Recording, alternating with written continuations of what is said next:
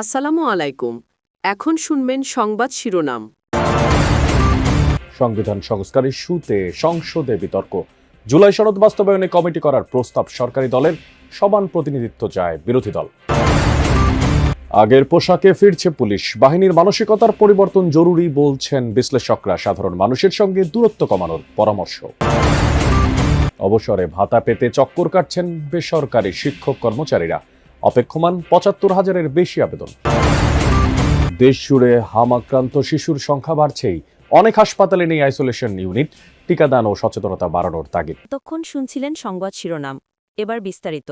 জুলাই সনদ বাস্তবায়ন ইস্যুতে সংস্কার নয়, সংশোধন হচ্ছে সংবিধান। এই জন্য বিশেষ কমিটি গঠনের সিদ্ধান্ত হয়েছে, যেখানে থাকতে পারেন সরকার, বিরোধী দল, স্বতন্ত্র সদস্য ছাড়াও বিশেষজ্ঞরা, জানিয়েছেন স্বরাষ্ট্রমন্ত্রী। তবে কমিটিতে সমান সংখ্যক সদস্য রাখার আহ্বান জানিয়েছেন বিরোধী দলের নেতা।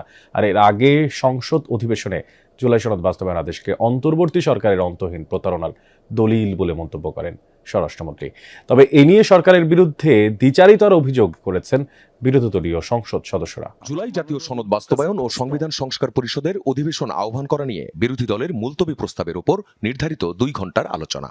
শুরুতেই ৬২ বিধিতে দেয়া নোটিশের মুলতবি প্রস্তাব সংসদে উত্থাপন করেন বিরোধী দলীয় নেতা। আলোচনায় বিরোধী দলীয় সংসদ সদস্যরা বলেন, জুলাই অভ্যুত্থানের সময় আন্দোলনকারীরা সবাই সংবিধানের সংস্কার চেয়েছিল, সংশোধন নয়। কিন্তু সরকারি দল সংবিধান সংস্কার পরিষদের শপথ না নিয়ে নিজেদের ইশতিহারের অন্য কাজকে গুরুত্ব দিয়েছে। জবাবে সরকার সমর্থক সংসদ সদস্য আন্দালিব রহমান পার্থ বলেন, জুলাই সনদ নিয়ে নয়, এর বাস্তবায়ন প্রক্রিয়া নিয়ে সরকারের আপত্তি।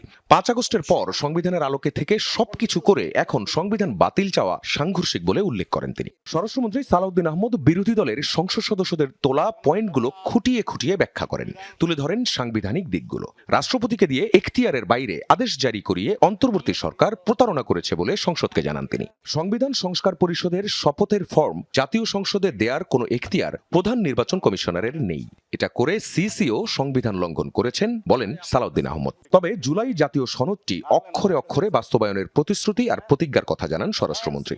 প্রস্তাব করেন সংবিধান সংশোধনের জন্য বিশেষ কমিটি করা। বিরোধী দলীয় নেতার আহ্বান, সমান সংখ্যক সদস্য নিয়ে কমিটি করতে হবে। আইনমন্ত্রী বলেন, সংসদ নেতা জুলাই সনদ ধারণ করেন বলেই ডেপুটি স্পিকার বিরোধী দল থেকে দেওয়ার প্রস্তাব করেছিলেন। পরে সংবিধান সংশোধনে কমিটি গঠনের সিদ্ধান্তের মধ্য দিয়েই শেষ হয় সংসদে জুলাই জাতীয় সনদ সংবিধান সংস্কার ইস্যুটি। সংসদ অধিবেশন শেষে ব্রিফিংয়ে বিরোধী দলীয় নেতা ডাক্তার শফিকুর রহমান বলেন, সংসদে আইনমন্ত্রী পুলিশের নতুন পোশাক নিয়ে বিতর্ক হওয়ায় আবারও আগের পোশাকে ফিরছে পুলিশ বাহিনী। শতকরা ৯০% পুলিশ সদস্য পুরনো পোশাকে ফিরে যেতে চায়। আর এরই মধ্যে পুলিশ সদর দপ্তর পোশাক নিয়ে কাজ শুরু করেছে। তবে নতুন করে পোশাক পরিবর্তনে বাড়তি অর্থ খরচ হবে না বলে জানিয়েছে সদর দপ্তর। তবে বিশ্লেষকরা বলছেন, পোশাক পরিবর্তনের যে পুলিশ সদস্যদের মানসিকতার পরিবর্তন বেশি জরুরি। সাধারণ মানুষের সাথে পুলিশের দূরত্ব কমাতে মনোযোগ বাড়ানোর তাগিদ তাদের। ২৪-এর গণ অভ্যুত্থানের পর আন্দোলনকারী ও বিভিন্ন পক্ষ থেকে দাবি ওঠে পুলিশের পোশাক পরিবর্তনের। অন্তর্বর্তী সরকারের সময় পরিবর্তন করা হয় এই বাহিনীর পোশাক। শুরু থেকেই পোশাকের রং নিয়ে সমালোচনা ছিল। পছন্দ না হলেও সরকারি সিদ্ধান্ত মেনে নিয়ে গায়ে চড়ান নতুন পোশাক। কদিন না যেতেই পুলিশ সদস্যরা পোশাকের মান নিয়ে প্রশ্ন তুলেছেন। বিশেষ করে ঘাম শুষে নেয়ার ক্ষমতা কম, আবহাওয়া অনুপযোগী সহ কিছু অভিযোগ আছে ব্যবহারকারীদের। নোমান গ্রুপ পুলিশের পোশাক সরবরাহকারী প্রতিষ্ঠান। পোশাক নিয়ে অভিযোগের সত্যতা যাচাইয়ে নোমান গ্রুপের কাপড় ল্যাব টেস্টে পাঠায় পুলিশ সদর দপ্তর। রিপোর্টে দেখা যায়, চুক্তি অনুযায়ী কাপড়ের আর্দ্রতা, সুতার ঘনত্ব পাওয়া যায়নি। পুলিশ সদর দপ্তর বলছে, তদন্ত রিপোর্ট পেয়ে আইন অনুযায়ী ব্যবস্থা নেওয়া হবে। পোশাক পরিবর্তনে বাড়তি অর্থ বরাদ্দের প্রয়োজন হবে না বলেও জানালেন পুলিশের এই কর্মকর্তা। স্বরাষ্ট্রমন্ত্রীও আভাস দিয়েছেন, শিগগিরই পুরনো কোনো একটি পোশাকে ফিরছে পুলিশ। সদর দপ্তর বলছে, শতকরা ৯০% পুলিশ সদস্য পুরনো পোশাকে ফিরে যেতে চায়, এমন মতামত সরকারকে জানানো হয়েছে। নিরাপত্তা বিশ্লেষকরা বলছেন, পোশাক পরিবর্তন বা আগের পোশাকে ফিরলেই বাহিনীর ইমেজ বা মনোবলে পরিবর্তন আসবে, এমনটা ভাবা ভুল হবে। বিশেষজ্ঞরা বলছেন, পোশাকে আটকে না থেকে সরকারের উচিত ভালো কাজের জন্য এই বাহিনীর সদস্যদের পুরস্কৃত করা আর খারাপ কাজে তিরস্কার নিশ্চিত করা। বাহিনীকে যে কেউ দলীয় স্বার্থে জনগণের মুখোমুখি দাঁড় করাতে না পারে তা নিশ্চিত করতে হবে।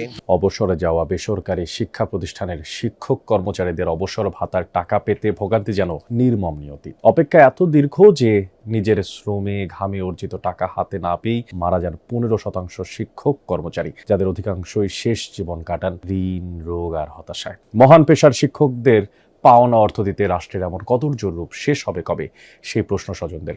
এমন আক্ষেপ আর অপেক্ষা বেসরকারি শিক্ষা প্রতিষ্ঠান, শিক্ষক ও কর্মচারী অবসর সুবিধা বোর্ডের সব কক্ষেই।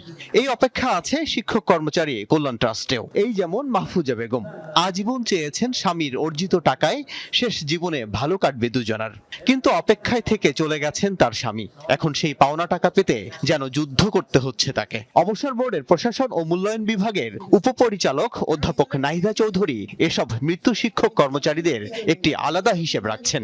দিন দিন লম্বা হচ্ছে সেই খাতা। আগে ভাগে অর্থ পাইয়ে দিতে দালালদের দৌরাত্ম্য কিছুটা কমলেও কমেনি ভোগান্তি। ঘুরতে হচ্ছে এক কক্ষ থেকে আরেক কক্ষে। তাতে হয়তো আশ্বাস মিলছে, কিন্তু মিলছে না সমাধান। কারো কারো অভিযোগ, ইচ্ছে করেই এমন ভোগান্তি তৈরি করে রেখেছে প্রতিষ্ঠান দুটি। শুধু অবসর বোর্ডে অপেক্ষমান 1.25 লাখ শিক্ষক কর্মচারীদের আবেদন। সবাইকে টাকা দেওয়ার মতো সামর্থ্য নেই বোর্ডটির। চলতি 2025-26 অর্থ বছরের আয় থেকে অবসর ভাতা পরিশোধের পর ঘাটতি দাঁড়াবে 7,000 কোটি টাকারও বেশি। এদিকে 45,000 আবেদন আছে কল্যাণ ট্রাস্টে। চলতি বছর সেখানে ঘাটতির পরিমাণ হবে প্রায় 3,000 কোটি টাকা। 2023 ও 24 সালে ভুয়া শিক্ষক তৈরি করে তহবিলের টাকা আত্মসাৎ করার নজির আছে অবসর সুবিধা বোর্ডের। এছাড়াও কর্মকর্তাদের যোগসাজশে এক একজনকে একাধিকবার অর্থ দেওয়ার ঘটনাও আছে। শিক্ষকদের দেয়া চাঁদার টাকা নির্দিষ্ট ব্যাংকে না রেখে কর্মকর্তাদের ব্যক্তিগত অ্যাকাউন্টে নিয়ে 5,000 কোটি টাকা 9-6-এর ঘটনাও ঘটে অবসর সুবিধা বোর্ডে। তবে বর্তমান পরিচালক বলছেন এখন আর এসবের সুযোগ নেই, হচ্ছে না 9-6। শিক্ষকদের কষ্টের টাকায় দুর্নীতি ও অনিয়ম যেন না হয়। দেশের বিভিন্ন অঞ্চলে হঠাৎই হামের প্রকোপ বেড়েছে। আক্রান্তদের অধিকাংশই শিশু, আর এরই মধ্যে বিভিন্ন হাসপাতালের মতো পাবনা আর যশোরে শিশুদের জন্য খোলা হয়েছে আইসোলেশন ওয়ার্ড। তবে স্থান সংকুলান না হওয়ায় সাধারণ ওয়ার্ডেও রাখতে হচ্ছে রোগীদের। এতে করে সংক্রমণের শঙ্কা বাড়ছে।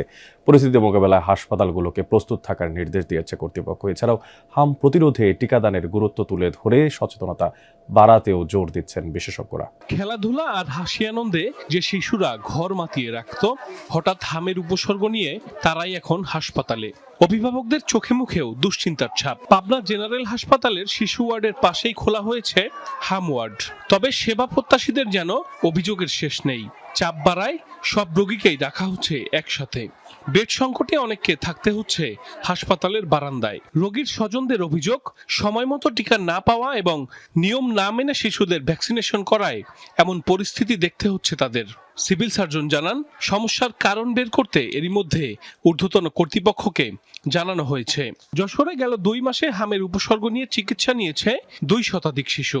বর্তমানে হাসপাতালে ভর্তি 24 জন। এছাড়া গেল কয়েকদিনে 89টি নমুনা পরীক্ষায় 21 জনের হাম ধরা পড়েছে।